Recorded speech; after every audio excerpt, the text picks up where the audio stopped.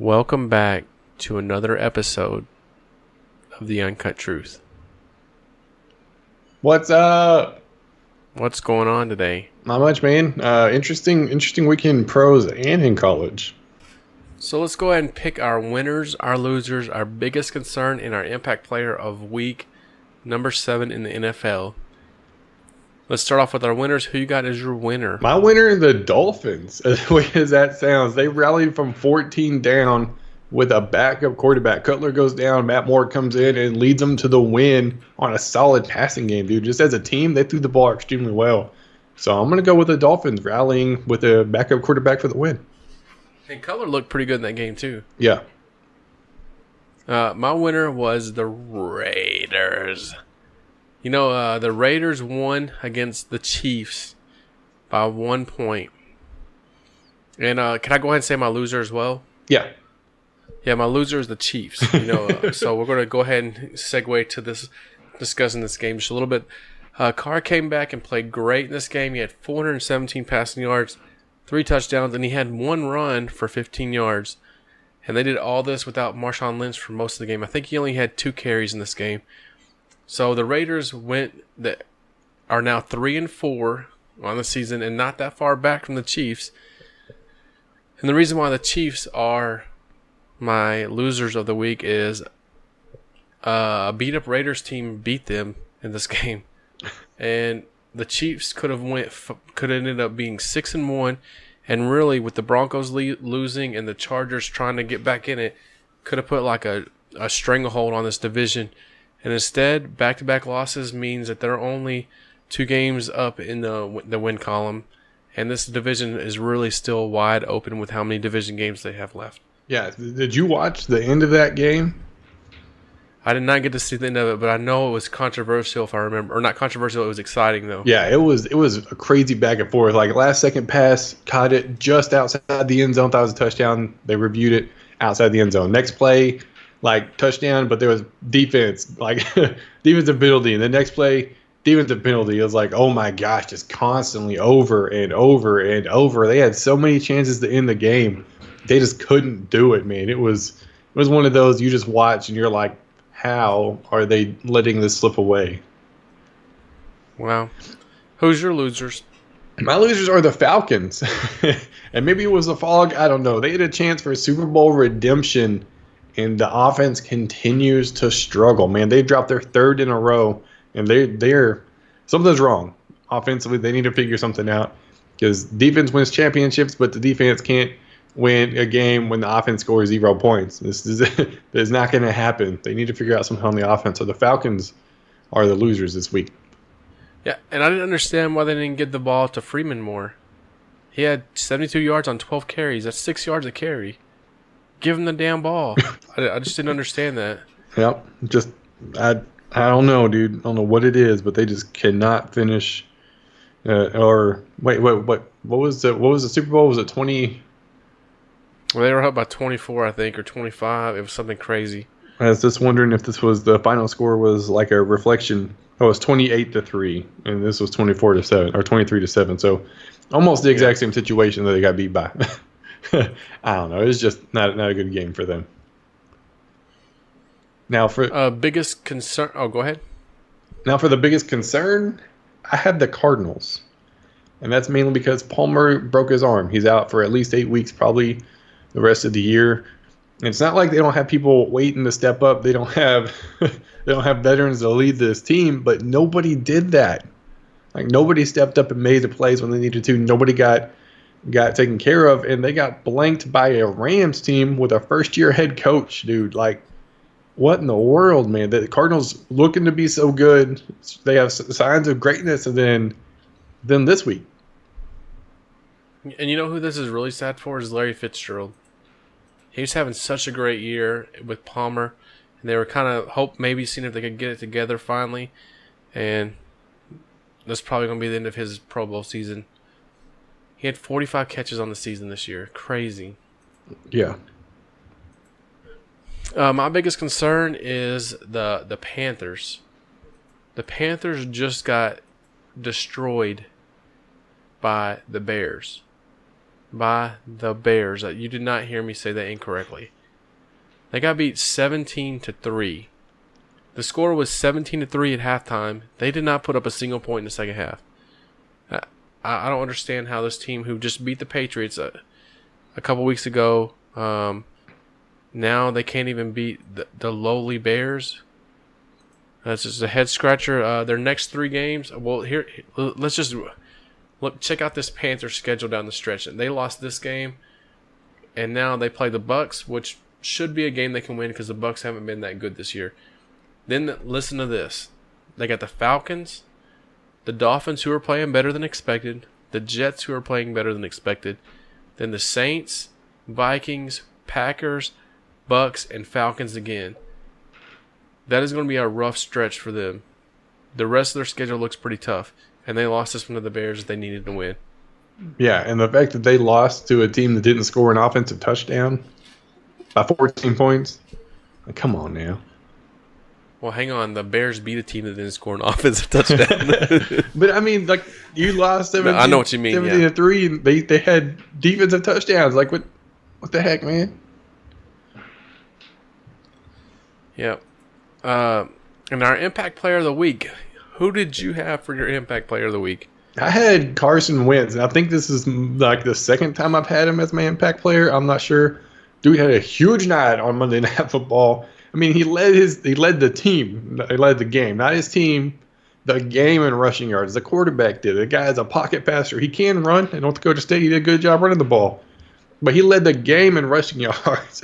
He played lights out. He escaped the getting sacked numerous times. Like, there was one play where it looked like he was down because you couldn't see him anymore. And he'd bust off like a 15-yard run. It's like, what in the world, dude? How does he do it? I mean, he got sacked plenty.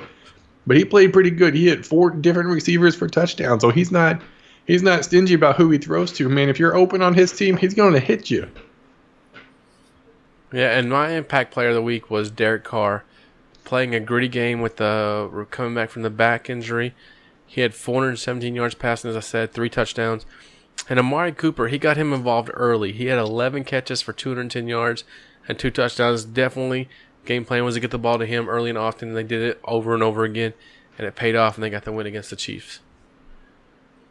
All right, as we switch gears here, we may start doing this every week as we get closer to the playoffs, as our power rankings. And first of all, I see your power. You go ahead and go through your list of your power rankings. Right. Starting with number 5. Starting with number 5?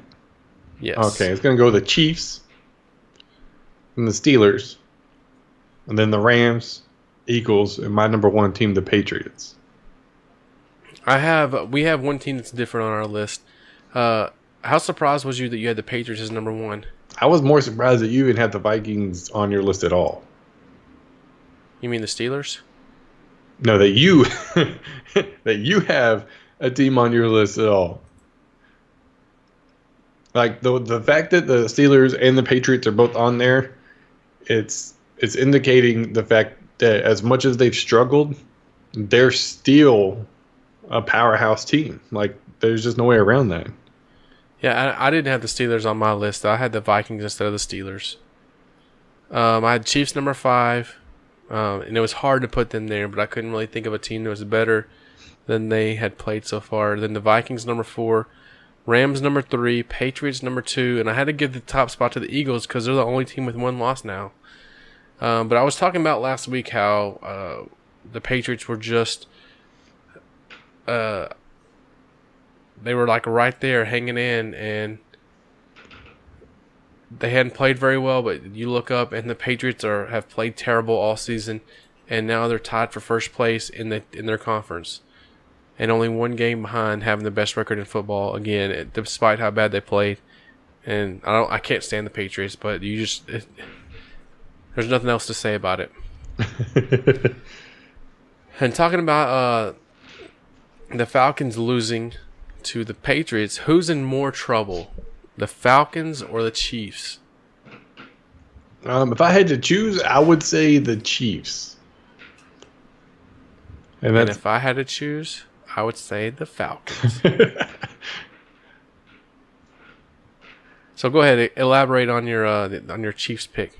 The Chiefs just can't seem to finish games, man. Like, I don't know I don't know why. I mean, they're 5-2. They're still okay, but they should have beat the Raiders hands down.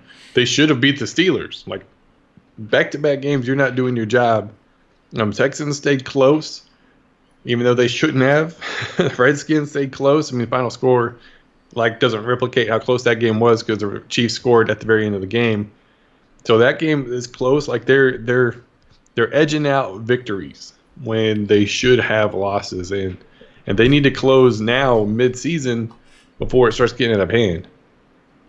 Yeah, and the only reason why I didn't pick the Chiefs, because I had put the Chiefs originally, they're in more trouble, but the Broncos didn't score any points this weekend. The Raiders beat them, but they had to win 3 games in a row, I think, or 2 games in a row to get to 3-4. And then the Chargers, they started out the season, 0-4 or 0-3, and they hadn't looked good, and then they've looked good the last few weeks. And the reason why I went with the Falcons is the Saints are in first place at 4-2. The Panthers are at 4-3, which I don't think they're going to keep that up with how much they struggled against the Bears. And the Bucks, who I think both of us thought was going to be a playoff team this year, is 2-4. That's a tough division, and they still got to play, I think, at least 5 games in the division, maybe all 6. I can't remember if they've played. Let me just open up their schedule right here. Yeah, they have not played 1 division game. So they got 2 games against the Panthers, 2 games against the Bucks, and 2 games against the Saints still to be played. So they got all 6 division games left, and if those teams keep winning, that's going to be a really tight race. But it also means that the Falcons, if they can win those 6 division games, those are head-to-head, and that would really put them in a situation to be in the driver's seat. And our last topic today is the Cowboys. They just had that huge win, as you said. They won 40-10 against the 49ers. What did you see in this game? They played really, really good, man. They gave Zeke the rock. Freaking finally, dude. They stopped trying to throw it all the daggum time with Prescott. He's not a passer. He's a Tim Tebow type quarterback. That's what he was at Mississippi State. And regardless of what his stats were last year, I don't care. He's a better quarterback whenever he can hand the ball off, and then that makes the defense focus on the run a little bit more. And that's what they did. Zeke got the ball, finally had a good game this year, and did play pretty good, man. Dak hit 8 different receivers. I mean, that's good, not trying to force it to Dez every other daggum play. And the defense he did throw it to Dez 10 times out of his 25 passes, though. Yeah, but wasn't all the time. I mean, Witten, I think, led the team in a lot of stats, and I think he got all of his targets. I mean, I don't know why. Like, what happened to Cole Beasley? Like, I don't ever hear his name anymore. It's like, what? He was your go-to man last year. Where the heck did he go this year? Yeah, Cole Beasley had 1 catch in this one, and Dez Bryant had 7. Yeah. For 63 yards. Just it's insane, man. The defense got some turnovers, but it was the 49ers. But defense showed up, and they looked like a good team this week. You know, I said they look good against probably the worst team in football. The Browns are really close. The Browns and 49ers are really close to each other about which one's worse. I don't know which one it is. They got to play a rookie quarterback that had his first career start. I know he looked good the previous week in playing some mop-up duty for a half of football against, I can't remember who they played last week, but last week's game. But there's game film on him now, and in the NFL, if you're not trying to do different things, then you're going to be taking a step back, and that's just what happened. And so they beat a bad team. It's interesting, the 3 wins the Cowboys have this year, those teams are a combined 4-17. Sheesh. And then the teams that they lost to are the Packers, Rams, and Broncos. Now, the Packers were good at the time. The Rams are still good. The Broncos, I mean, I got a question about that. Are the Broncos really a good team? I mean, they made the Cowboys look bad, but they just didn't score any points this week against.